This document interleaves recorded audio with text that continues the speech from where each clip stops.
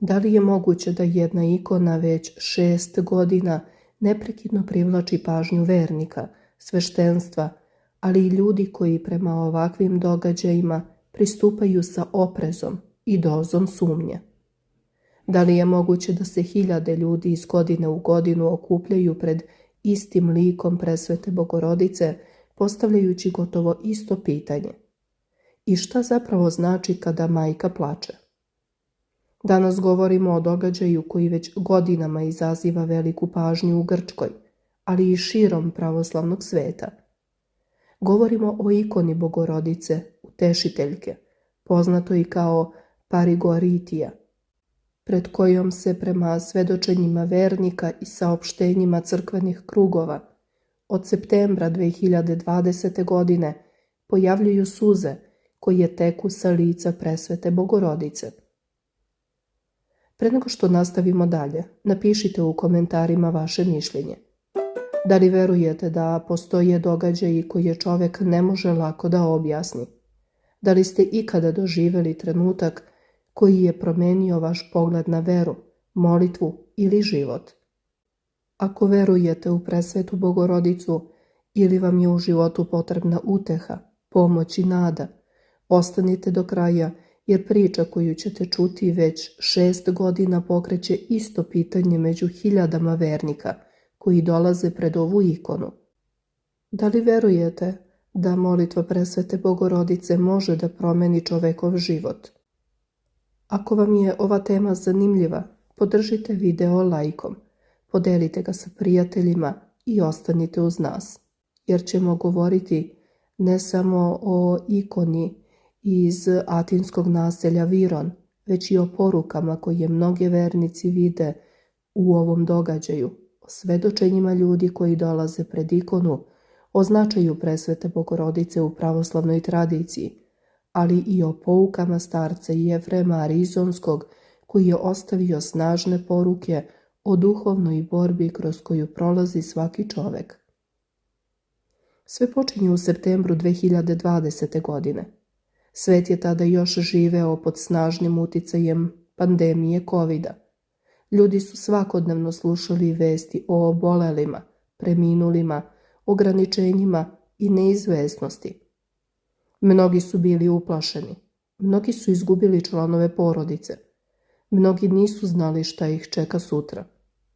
Upravo u takvoj atmosferi na praznik rođenja presvete Bogorodice 8. septembra 2020. godine u hramu Svetog Dimitrija u atinskom naselju Viron dogodilo se nešto što je privuklo pažnju velikog broja vernika. Prema svedočenjima koja su preneta iz crkvenih krugova, jedna žena koja je pomagala u hramu tokom svete liturgije primetila je da je oko na ikoni Bogorodice utešiteljki izgledalo neobično zamagljeno. U prvi mah nije pomislila na bilo šta neobično. Pretpostavljala je da se radi o vlazi, prašini ili nečistoći. Prišla je ikoni i pažljivo je obrisala, međutim, kada se nešto kasnije ponovo približila, primetila je prizor koji ju je duboko potresao. Prema njenom svedočenju niz lice presvete Bogorodice počele su da se spuštaju suze. Najpre iz jednog oka, a zatim i iz drugog. Potresena onim što vidi, obavestila je sveštenike. Oni su je prema navodima koji se pominju u vezi sa ovim događajem zamolili da sačeka i da nikome ne govori o tome dok se liturgija ne završi i dok se sve pažljivo ne proveri. Kada su i sami prišli ikoni, uverili su se da se na licu nalaze tragovi tečnosti koji podsjećaju na suze. Ono što je tada mnogima izgledalo kao događaj koji će kratko trajati i brzo biti zaboravljen, prema svedočenjima ljudi koji posećuju hram, nije prestajalo narednih dana. Nije prestajalo ni narednih nedelja. Nije prestajalo ni narednih meseci. Prema tvrdnjama koje se godinama prenose među vernicima i koje se vezuju za ovu ikonu, pojava suza nastavila se i kasnije. Za mnoge vernike upravo je trajanje ovog događaja ono što ga čini posebno upečatljivim. Oni postavljaju pitanje koje se često može čuti među poklonicima. Ako je reč o nečemu prolaznom, zašto traje toliko dugo? Ako je reč o nečemu običnom, zašto i dalje privlači pažnju tolikog broja ljudi? Naravno, ovdje je važno reći da ovakve tvrdnje različiti ljudi tumače na različite načine. Vernici u njima vide duhovni znak. Skeptici traže druga objašnjenja, međutim, činjenica da događaj već godinama izaziva interesovanje ostaje nesporna. Hram Svetog Dimitrija u Vironu postao je mesto na koje dolaze ljudi iz različitih krajeva Grčke. Dolaze porodice, dolaze stariji ljudi, dolaze mladi, dolaze oni koji se smatraju duboko religioznima. Dolaze i oni koji za sebe kažu da nisu sigurni u šta veruju. Neki dolaze da se pomole, neki dolaze da pronađu utehu, neki dolaze jednostavno zato što žele da vide mesto o kome su čuli toliko priča. Mnogi od njih postavljaju isto pitanje. Zašto Bogorodica plače? Odgovor na to pitanje niko ne može dati kao potvrđenu činjenicu, međutim, u verskoj tradiciji često se govori o suzama kao simbolu saosećanja, tuge, zbog ljudskih grehova, ali i duboke ljubavi prema čoveku. Zbog toga mnogi vernici smatraju da suze presvete Bogorodice predstavljaju poziv na duhovno buđenje, molitvu, pokajanje i povratak veri. Ali ovdje priča nestaje. Da bismo razumeli zašto ovaj događaj toliko snažno odjekuje među ljudima, potrebno je razumeti i mesto koje presveta Bogorodica zauzima u pravoslavnoj duhovnosti. Za milione vernika širom sveta ona nije samo istorijska ličnost.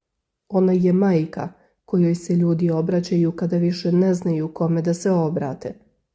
U trenucima bolesti, gubitka, straha i usamljenosti, mnogi upravo pred njenim ikonama traže utehu.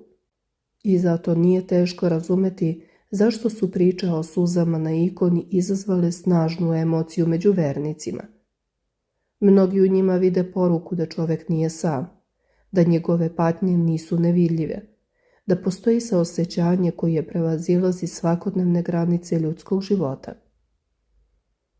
Prema dostupnim informacijama koje se godinama prenose među poklonicima, tokom ovog perioda pojavila su se i brojna svedočenja ljudi koji tvrde da su pred ikonom doživjeli duhovni mir, utehu ili promenu u svom životu.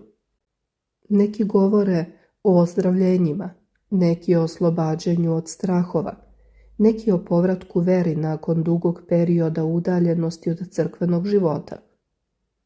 Važno je naglasiti da se ovakva svedočenja prenose kao lična iskustva i da ih treba posmatrati upravo u tom kontekstu. Međutim, možda najzanimljiviji deo ove priče nije pitanje da li suze postoje. Možda je važnije pitanje šta one bude u ljudima, jer među hiljadama onih koji dolaze u Viron, mnogi ne odlaze sa odgovorima na sva pitanja, ali mnogi odlaze sa željom da promene nešto u svom životu. I baš tu dolazimo do reči starca Jefrema Arizonskog. Ovaj poznati pravoslavni duhovnik ostavio je brojne pouke o unutrašnjoj borbi čoveka. Govorio je da najveće bitke često nisu spoljne, da nisu na ulicama, nisu u politici, nisu među državama. One se vode unutar ljudskog srca.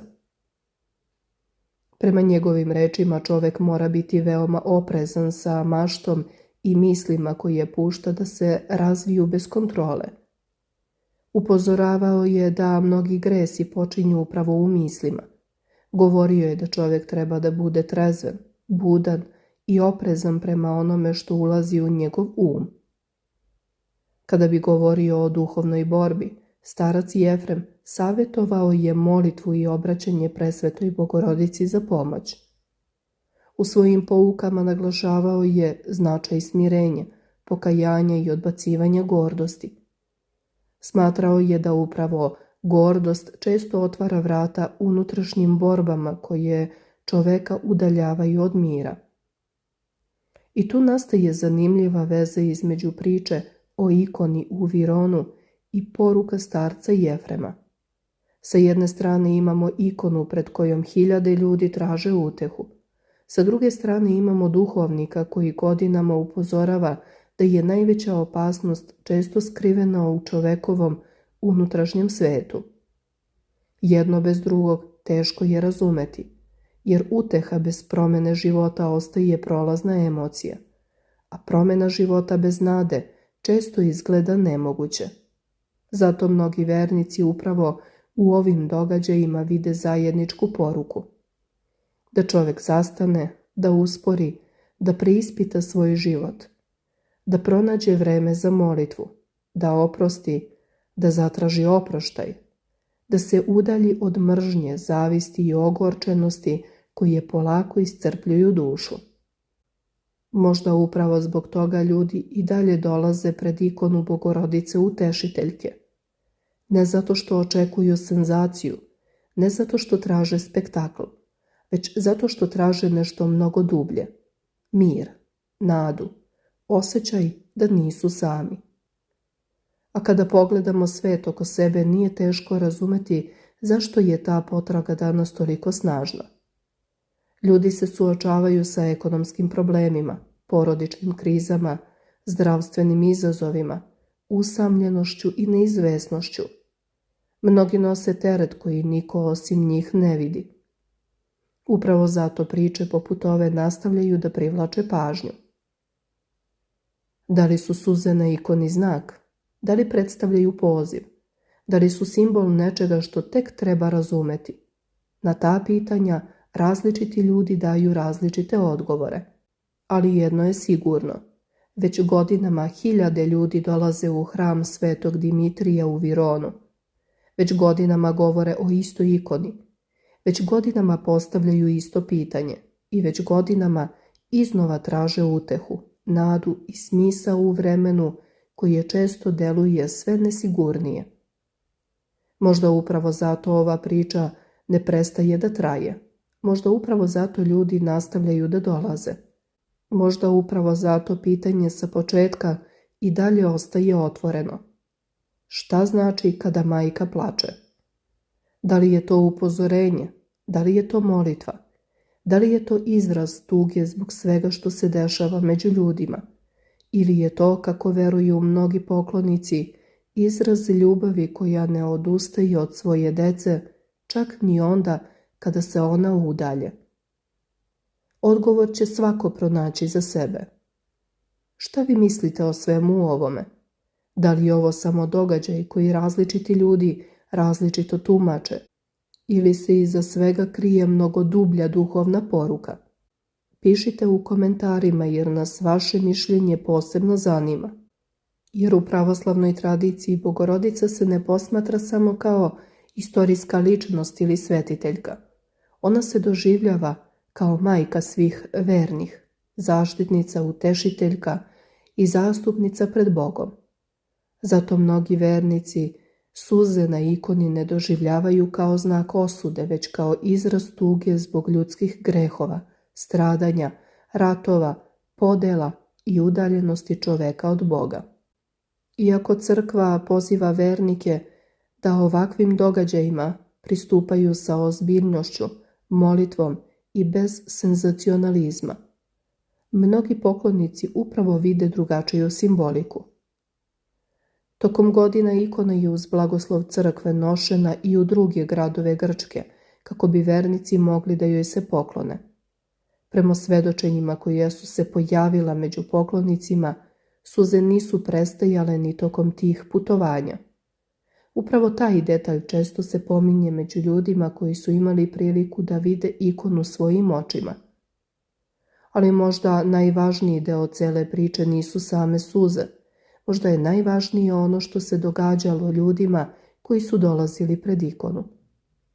Tokom godina pojavila su se brojna svedočenja o duhovnoj utehi, povratku veri, pomirenju u porodicama, oslobađanju od dugogodišnjih strahova i pronalaženju unutrašnjeg mira.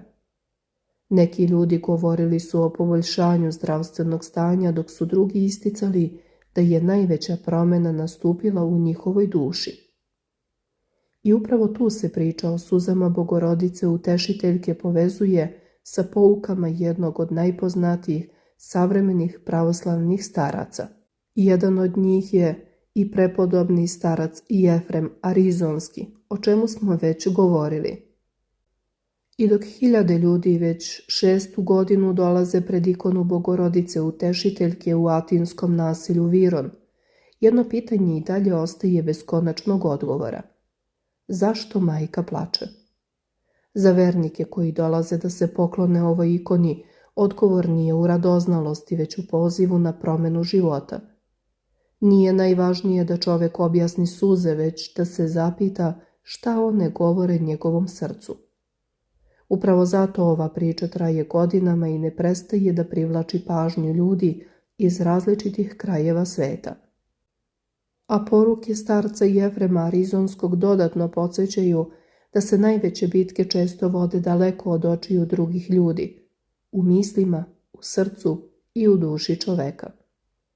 Njegov savjet da se čovek odmah obrati presvetoj Bogorodici kada osjeti napad loših misli, strahova ili iskušenja, za mnoge vernike ostaje snažna poruka i danas. U svetu punom buke, neizvesnosti i stalnih pritisaka, možda upravo molitva, smirenje i povratak veri predstavljaju put koji mnogi pokušavaju da pronađu izgubljeni mir. Sada želim da čujem i vas. Da li ste ranije čuli za ikonu Bogorodice Utešiteljke iz Virona? Šta mislite o svedočenjima ljudi koji tvrde da su pred ovom ikonom doživjeli veliku utehu ili promjenu u svom životu?